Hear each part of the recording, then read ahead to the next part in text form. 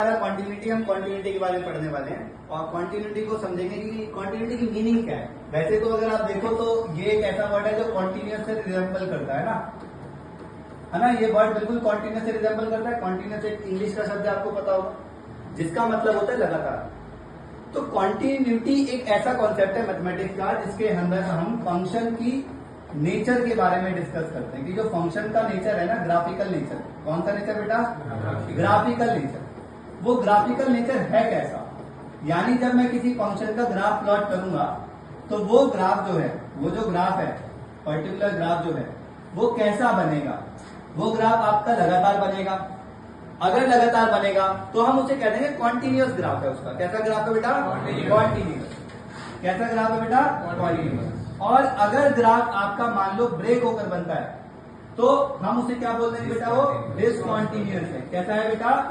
Discontinuous. से for example के तौर पे हम लोगों ने पढ़ा हुआ है कुछ ग्राफ 11th क्लास के अंदर, उन्हीं के एग्जाम्पल से समझते हैं। देखो जरा, जैसे मान लो मेरे को कॉन्टिन्यूअस को समझना है तो आपको पता है कि मैं fx बराबर अगर x ले लूंगा तो एक आइडेंटिटी फंक्शन है और यू ऑल नो कि इसका जो ग्राफ होता है कुछ ऐसा बनता है, ठीक है, कुछ ऐसा बनेगा। ऑरिजिन से एक्चुअली पास होगा तो ये कुछ ऐसा बनेगा जिसमें एक्स एक्सिस हो गई, वाई एक्सिस हो गई।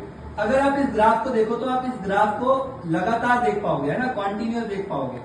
क्यों भाई? क्योंकि इसके अंदर कहीं पे भी ब्रेक पॉइंट नहीं है ना। ये फंक्शन टूटता हुआ दिख रहा है क्या? कहीं पे टूटता हुआ अगर दिखता तो हम उसे क्या कह देते हैं? ये टूटता हुआ नहीं दिख रहा, ये लगातार है, इसीलिए क्या है?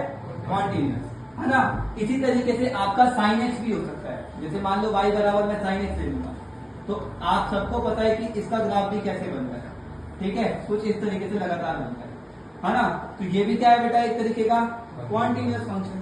तो कॉन्टिन्यूअस फंक्शन वो सारे फंक्शन होंगे जिनको आप एक फ्लो में, वन फ्लो में ड्रॉ कर पा रहे हो, वन फ्लो में ड्रॉ कर पा रहे हो ग्राफिकली। क्लियर है? उसको हम बोलेंगे कॉन्टिन्यूटी। और डिसकॉन्टिन्यूटी में क्या होगा? जब आप फंक्शन का ग्राफ ड्रॉ करोगे तो ग्राफ जो होगा ना, बार बार कुछ पॉइंट्स पे क्या होगा? ब्रेक होगा।